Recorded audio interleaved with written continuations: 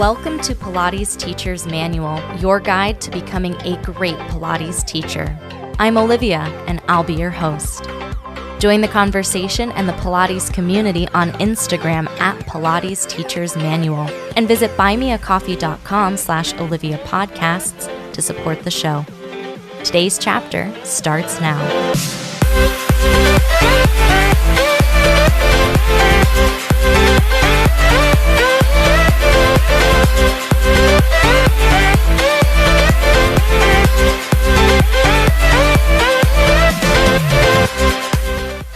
Hello, everybody. Welcome back to the podcast.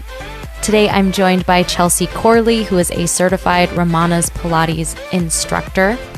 She also has her master's degree in biobehavioral science in motor learning from Columbia University Teachers College, and she offers several continuing education programs, and her course, What You Say Matters, makes motor learning theory accessible and implementable for Pilates teachers. That's a course that I took, and you'll get to hear more about it in this conversation. Let's dive in. Chelsea, thank you so much for being on the show today. I'm so glad you're here. Thank you for having me. I'm so excited. So I met Chelsea, as I've said, through her integrated teaching system course, What You Say Matters. And I learned so much from that course, and we will definitely be talking about that a little bit later in. But first, I want to ask you, what was your first experience with Pilates? So I started Pilates at a very young age as a dancer, and I had hip issues, and Pilates was life-changing for me. I then decided to become certified and completed my training at True Pilates in New York City, which is a Ramana's Pilates certification program. So I had a great experience young with another Ramana's Pilates instructor. And so that's kind of how I ended up going that route of becoming certified. Excellent. So what about this teacher really inspired you to stick with Pilates? Because sometimes our first experience with Pilates is not our best experience with Pilates. What inspired you to choose that system to follow as well? When I say I was young, I was like really young. So I was 14 when I was first introduced to her. So I didn't exactly know there were other forms of Pilates, which I know sounds crazy, but I didn't know. And so her experience was really the only experience that I had of Pilates. And I just loved the way it felt in my body. And it was very much more of dance mentality, and that everything flowed and there was structure. Being 14, but also being a dancer, that structure really helped me. So I think that's why I definitely gravitated towards that and really liked that system of Pilates. But when I entered the program when I was 18 years old, that's when I first started it. And then I did it every summer when I was graduating from college. I was coming back every summer doing a portion of my basic, my intermediate, my advanced. So it took me forever to finish. I think I was just so young. I didn't know anything different, which sounds crazy. And now I've been learning so much more about Corley and Kathy Grant and all these other wonderful people. And they had all these different concepts and different experiences. And I think it's really great to learn the full spectrum of it. And it's important in the Pilates history. Well, that's incredible. I had no idea. That is the most unique teacher training experience that I've heard, that you did it in summers while you were a youth. Oh my gosh. It was a lot to balance. I lived in Connecticut, so I would just commute to New York in the summers. And I just dedicated all of my time all day long just to get my hours done and test out and then go back to school. And also really inspiring for younger people who are interested in Pilates. I know I didn't even know Pilates was a thing until later in my 20s. What advice do you have for teachers? Because you have so many years of incredible teaching experience, and also in different places and different formats as well. So what have you learned? What can you share? This is such a great question, but I'm going to answer this in two parts. I remember feeling so overwhelmed and wanting to prove that I was valuable and that I was a great teacher to my clients. And the way that I would do that is I would try to express this value by over-explaining and talking and saying everything I could possibly say. It was as if the more knowledge I dropped on them, the more they would really see that I knew more and that I was experienced and that I was a better teacher because I was giving them more information. My advice to people is don't do that. you are valuable in what you're teaching. And even if you're just teaching the most simplistic thing to someone, is valuable and it's life-changing for that person. So just really recognizing that you need to be patient with yourself and just trust that you are a good teacher and that you are valuable as a teacher, and trying not to compare yourself to teachers who have more years under the belt. And then for experienced teachers, my advice is to have a specific session plan for your clients or class based on goals for your clients. So programming, I feel like, is something we talk a lot about in our training program, but then once we're done, we're kind of like, we can teach off the cuff. Depends on how the person feels. And that's all true. But you need to think about the skills that you want your client to achieve, or maybe what their goals are outside of the Pilates studio. And how can we get people to achieve those goals and skills using Pilates? And that takes time, thought, and planning. We have to figure out how we can manipulate the system of Pilates and the exercises and what we're saying to help them be able to excel outside of the studio. Just having a little bit of a plan is my advice that I think is very, very helpful and allows your expertise and those years of experience shine through.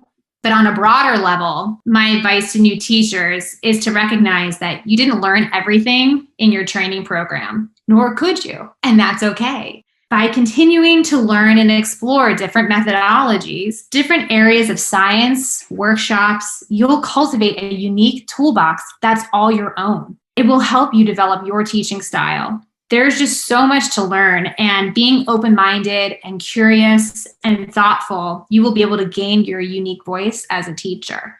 My advice to experienced teachers is similar. Even after teaching for many years, we still don't know it all. And nor can we. We have to learn and ask questions and not be shy to do that, and maybe even apply different methodologies we never really thought of to our teaching.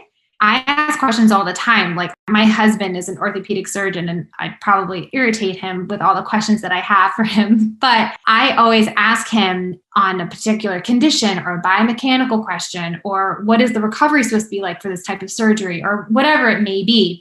I really found that by asking the questions, it's helped me become a better teacher, because there's no way that I can know it all, nor should I. And I felt like at one time in my teaching career that I really should know it all. It's been liberating to surround myself with a very diverse network of people who I can go to and ask questions to, and be able to bring different perspectives to my Pilates teaching as well as to my clients. And so, to put it simply, experienced teachers do know a lot, but we can't know it all. I recommend being open-minded to learning different schools of thought and being a student again. I think that point is really important. I'm resonating so much with what you're saying about being a new teacher, and you do know a lot, when you come out of your teacher training, and every class you teach, you're learning something new. For me, it was kind of a twofold thing where I have never been more confident in my ability to teach. And I just came out of teacher training and I was like, I know everything. And, ask me about those contraindications. I got them. And then at the same time, also fighting overwhelm, knowing that there's so much that you don't know, and these warring thoughts that, I have to know everything in order to be a good teacher. And also, oh my gosh, how am I going to learn all these things? I saw a Maya Angelou quote that said, when you know better, do better. And so I love this idea of just every time you learn something new, it's just another tool that you have. And it doesn't mean that you were not a great teacher before, you just know more. And now you can do a little bit more or do a little bit differently.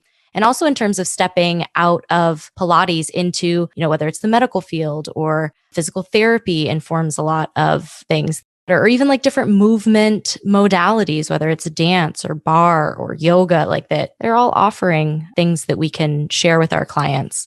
So getting to your area of expertise and what I am so grateful that I learned from you, and that is all about motor learning theory. So for our listeners, what is motor learning theory and why should it matter to Pilates teachers? So I'm so glad you asked this. Motor learning theory specifically studies how people learn and retain movement skills, as well as how people learn and refine movement best. We experience motor learning all of the time. It's involved when we learn a dance, when we throw a ball, when we play tennis, when we pick up a pencil, and even when we are doing and learn Pilates. Any movement skill we perform, we have had to have learned that skill. But what's interesting about this is we probably don't remember how we learned how to pick up a pencil. It happened. There is a process to learning motor skills that isn't really widely discussed, especially in our Pilates community or just in the industry itself, because it's not really something that's really well discussed out there. But now it's becoming much more prevalent. A lot of other people are starting to look at the research, and it's being implemented in different areas such as professional sports. The athletic trainers are using it too. I really think that Pilates is a great place to really focus and use motor learning theory to elevate the power of Pilates. This matters because we're in the business of teaching people and our clients movement and new skills. So in terms of motor learning, any global movement is technically a complex skill. Pilates exercises are complex movements and skills. So we're essentially just teaching people complex skills all the time when we're teaching them Pilates. But we have to really ask ourselves, when we're teaching someone, when we're watching them, are we able to see that they're recruiting the correct muscles and the correct movement sequence to do the exercise? Or are they bypassing over the muscles we're intending for them to be using, right? Maybe it looks like it's okay, but are they really actually doing the exercise the way that we're intending them to feel it? Or can they remember the exercises week to week? Maybe, maybe not. Can they transfer the skills of an exercise from one apparatus to another apparatus? And can they also transfer these skills that we're teaching them in Pilates to the real world? Because that's a lot of the reason why people come to do Pilates, because they have a goal outside of Pilates. So those are all things that involve motor learning. So a client's ability to advance depends as much on their motor learning ability as on their strength and flexibility, if not more so. As instructors, the more we understand about how motor learning influences performance and how people learn and retain movement, the more we can adapt our teaching to enhance learning and overall progress. In my experience, understanding how to adapt your teaching using motor learning concepts can really take the power of Pilates to the next level. And every Pilates teacher can learn it and apply it to their teaching. Clients will progress faster, will become more autonomous with their Pilates, have better body awareness in the studio and in their everyday lives. But the best news is that adding motor learning theory only enhances what you've already learned in your certification program, no matter which certification program you went through. You could go and study this for years and get a degree in it like I did, but you don't have to, which is the great news, because my course, which Olivia, you went through, pulls out the most relevant concepts from motor learning research and puts it in a context for Pilates instructors. So it's easy to understand and to apply immediately. I can just say from my experience in the course that motor learning theory and just having this research really provides a framework to sort of look at yourself as a teacher. It gives you just stepping. I feel like in teacher training, you're taught how to tell people how to do the exercises, which is very important. If someone's coming to a Pilates class, the idea is that you're going to do Pilates. You probably want to have some exercises on hand to share with them. But the things that you said about motor learning theory, that they are autonomous, that they remember the exercises, that they can transfer those skills. Because, I can say in my classes, we do swan on the long box all the time. And if we're going to do swan on the chair, it's suddenly like, oh my gosh, but how do I do thoracic extension? And I'm like, well, you've been doing thoracic extension. Like, have you been thinking about it or just following my cues and not thinking about it? So when you talk about as teachers watching students and we're looking to see if they're muscularly bypassing something, what I learned from your course is that as teachers, we can verbally bypass students thinking for themselves. I mean, it was an incredible course. I'm definitely going to link to it in the show notes because I highly recommend it. I feel like it elevated my teaching to a grand degree. How are you seeing a change in your teaching after completing the course? One of, I think, the most valuable parts of the course is that you're videotaping yourself teaching. So you really do have things to look at for yourself because when you're teaching, we're juggling so many things. We're juggling everyone's body and the exercises and the things we've already done and the things we still have to do. And oh my gosh, that person's knee has a thing. I got to get a knee pad for them or whatever. So having this video to go back and then look at and be like, what did I actually say? Like, what was the outcome of what I said? As a teacher, I'm a very talkative person and I'm very comfortable filling silence with talking. And I definitely fell into the trap that you mentioned of just like, I know a bunch of things. I'm going to share a bunch of things with you because I am an excellent teacher and I want you to know that about me. That's easy to do. And it made me feel like I was doing a good job teaching. But in terms of what I was seeing my students do, one of the things that we learned was this guidance hypothesis that if you're constantly giving people feedback and constantly giving them 1,000 different cues about an exercise, that they're not really able to process those things and they become reliant on you telling them to do the things in order to replicate that action. Even if we do chest expansion every single session, if I were to say, prepare for chest expansion, my client wouldn't know what to do without me saying, knees against the shoulder blocks, grab a hold of the sticky tape, change to a red spring or whatever. A huge change that I saw is that I could say a lot less and let my clients, let my students experience things more. And the feedback that I could give them could be more meaningful than just nice or good, which I was using as almost filler words. Because if I'm not saying something, I must not be teaching.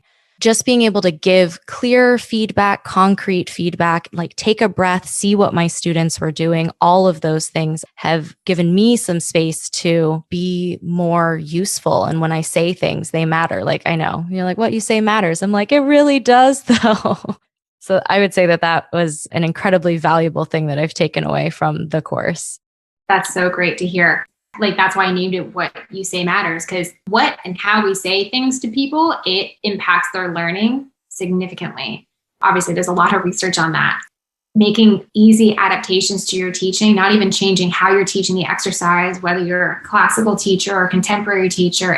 It's really just about what you're saying and how you're addressing your client and how much feedback are you giving them, what corrections are you giving them. And we should be on a feedback reduction schedule for clients to gain autonomy. They want to improve their golf swing. I can't go to the golf course and tell them what to do on how to get their drive a lot further. They have to experience it and they have to make that neuroplastic change in their body from their brain to their muscles, be able to organize the sequence that they need to organize to be able to do that skill effectively and well. And clients won't progress nearly as fast if we continue to just say the choreography and not letting them be responsible for their workout as well. I totally 100% agree. And I'm seeing that in my clients as well. Like when I'm not jumping in immediately to give 18 corrections and I just let them start to perform the exercise, maybe do a couple reps. And then you really see where they autocorrect, like where they've internalized the corrections that you've given them, and then they're making those changes. I also think it's important that we give them time to process, that it doesn't happen instantly. Maybe for another Pilates teacher, if I say, we're going to do kneeling chest expansion, you can be there in a second. But we have to give some time for them to figure it out a little bit for themselves before we try to rush to their aid.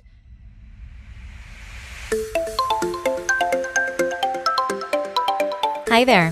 I hope you're enjoying today's chapter so far. There's great stuff coming up after the break too. Be sure to subscribe wherever you're listening and visit buymeacoffee.com/Olivia Podcasts to support the show.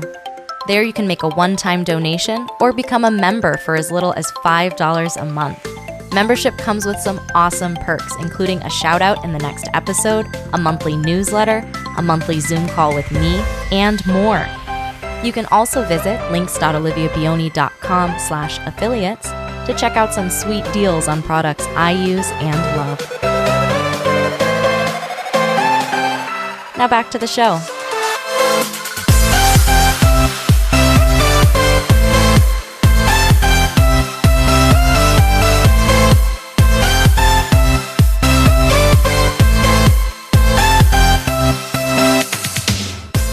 other things that I learned too in the last unit that we just finished about demonstration as not an effective way to teach. And that's one that blew my mind and I'm still processing a little bit because, when someone is confused and you want to get them there, it's almost like with your body, you're telling them like, just do it like this. But the problem is because you're an expert at that movement, then they're just imitating the movement. Like you said, there might be bypassing happening. I know that when I first started doing Pilates or I first started doing yoga, or really when I first started learning anything, it was just like, well, just make it look like that. And then the teacher won't have anything else to say to me. They'll like leave me alone. But then you're not learning what you're doing. You're not feeling it for yourself in a way that you can find that feeling again, make that new connection again. Yeah, that's exactly right. And it's interesting that in Romana's Pilates, at least how we're often taught not to demonstrate. When I was coming from a dance background, that drove me nuts because I'm like, you just show it to me, I'll be able to do it.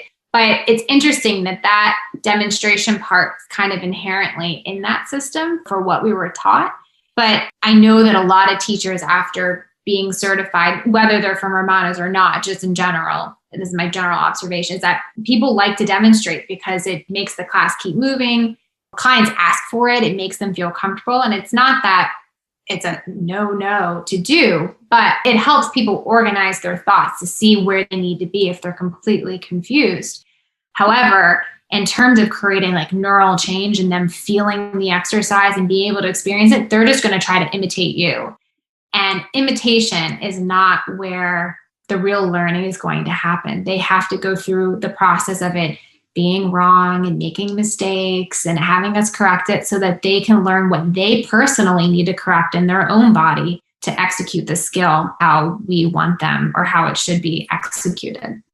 And then also the importance of negative feedback and like negative feedback not being negative. If everything you say during the class is, that's great, good job, or that's it, or yes, that's not giving the learner any information about what was good or what they did that was so great. And then how can they do that again? Or they might think that their shoulder placement was really great, but really you were just like, great, you changed that spring, like that it really is important to give corrections. And then another thing that I see that I've changed, again, like I come from a theater background, so I will talk about things forever. I love the sound of my voice, hence the podcast.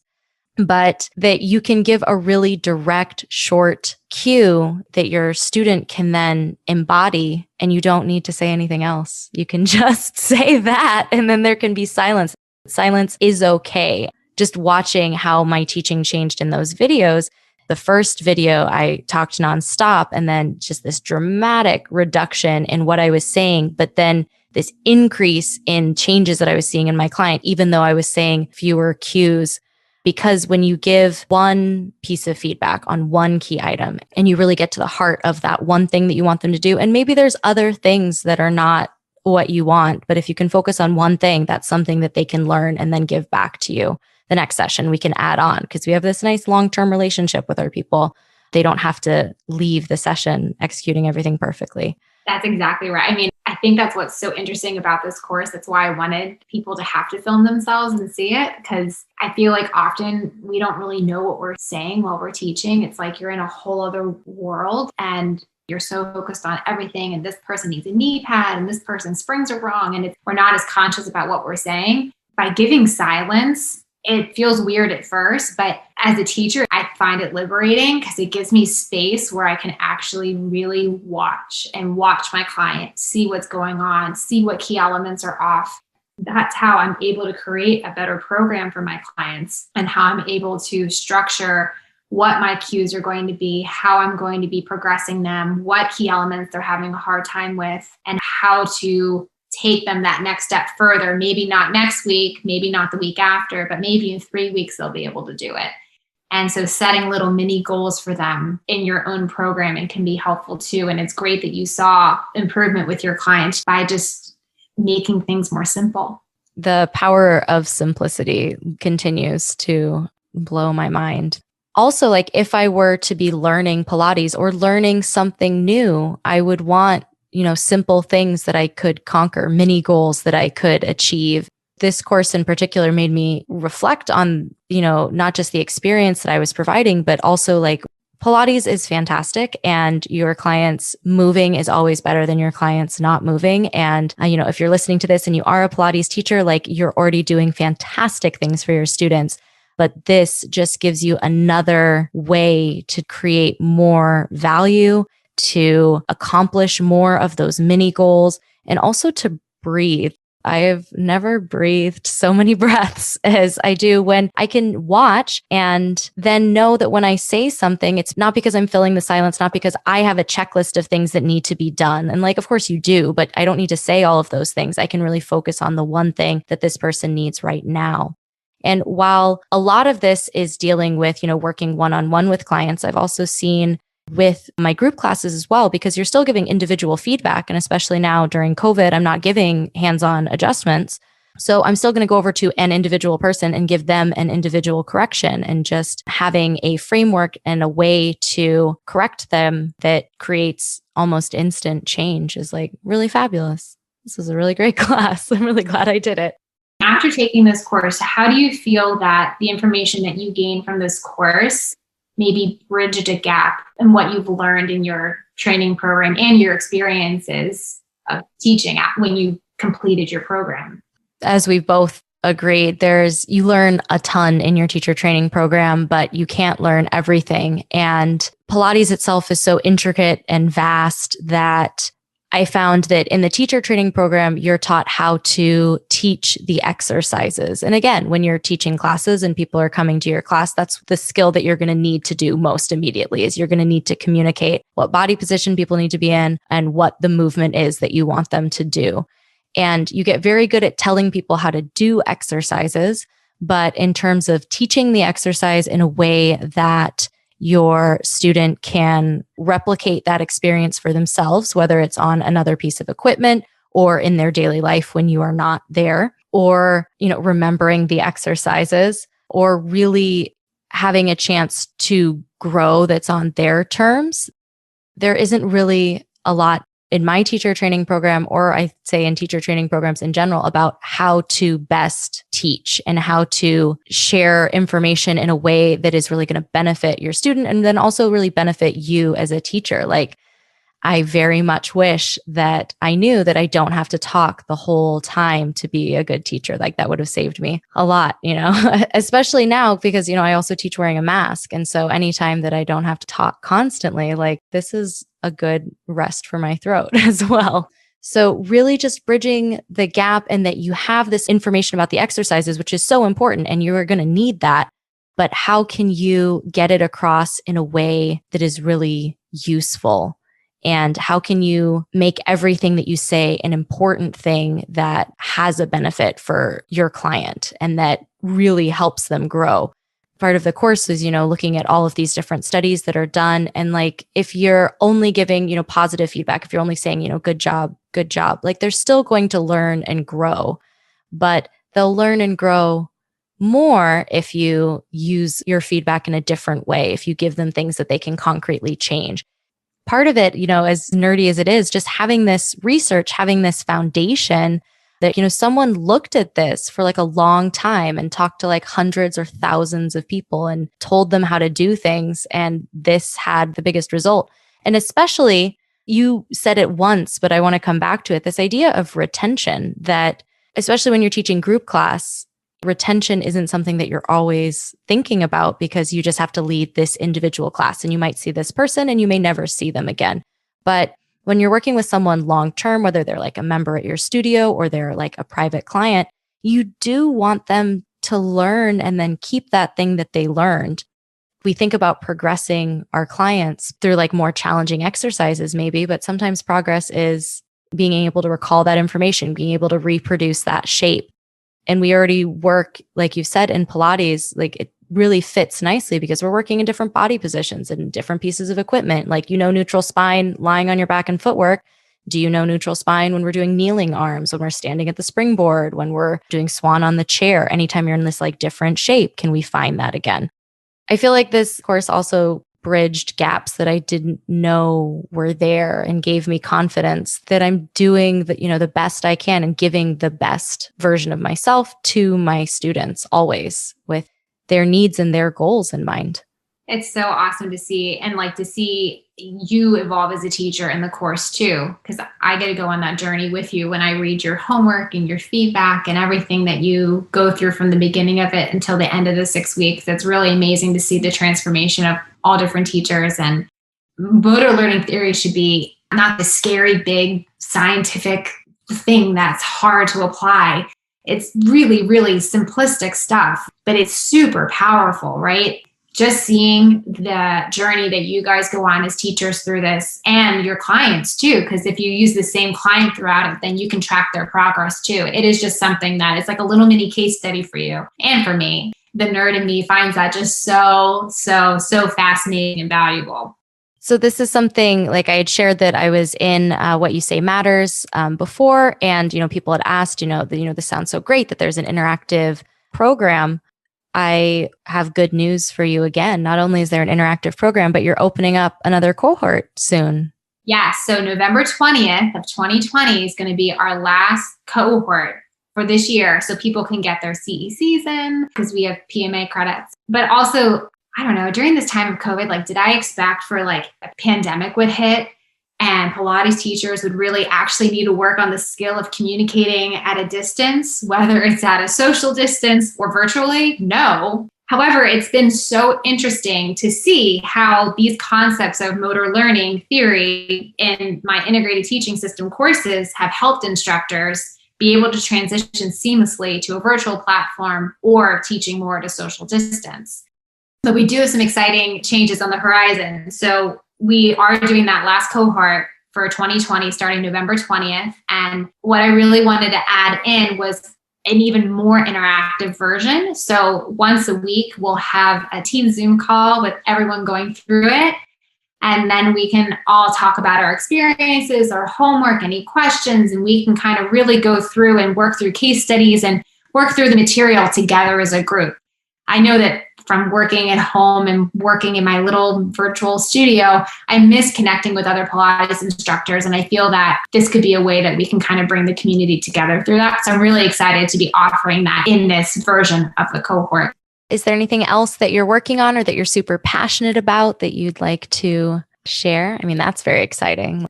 We do some other exciting things. So as this year is winding down, we have something in the works happening for 2021, which is really exciting. So we're going to be going through a little bit of a rebrand. If people have followed Integrated Teaching System on social media, you've probably noticed that for the past 4 months, we've been radio silent. And that was because I needed to take a step back and really just observe and listen to the Pilates community and also to my clients and see what people are asking for, right? After all of this time of observation, we're now working on a fresh way to bring the concepts from Integrated Teaching System together with things that are happening in the Pilates studio under a halo of a new brand. And we'll have some new product offerings as well, more courses to come. So there's a lot of exciting stuff to come for 2021. So we're still under Integrated Teaching System, but we'll have a fresh new look come 2021. That's so exciting. I'm so happy for you. That's going to be fun. I'm so jealous of everyone who's going to be in this next cohort. I want to cohort back with people. Yeah, maybe we can even extend the invitation to graduates. You know what I mean? I think so. And like you said, this idea that you can connect with teachers, I feel like that's something that's happening a lot in the Pilates world because we can't go to these conferences in person, but really the opportunity, like you said, to ask questions and to kind of like a safe place where you don't have to know everything. We're all learning something together. I think that's incredible. It's something that I know I miss. And I just love learning from other people and different modalities and different schools of thought. Even if I don't understand it, I'm like, why are they doing that? But I always ask why, because I want to understand their thought process of why they're doing it. And maybe I agree with it, maybe I don't. But that why is just so important and just so intriguing. So I really feel that adding this component is for people to have a safe space to ask questions from different backgrounds too will be really helpful and will add a different element of connection for everyone, but also hopefully will enhance the learning process for everyone going through the next cohort. That is excellent. Thank you so much for sharing about your course, for sharing about motor learning theory. Especially, I find, because I've taught for a few years and then doing this course, that there's some value in going back and looking at, how you teach and knowing that you can still grow. And so if this is something that's calling your name, as I said, I've got the link in the show notes so that you can check out the course for yourself. Thank you so much for being on, Chelsea. It's been a treat. Thank you for having me on. It's been a wonderful experience.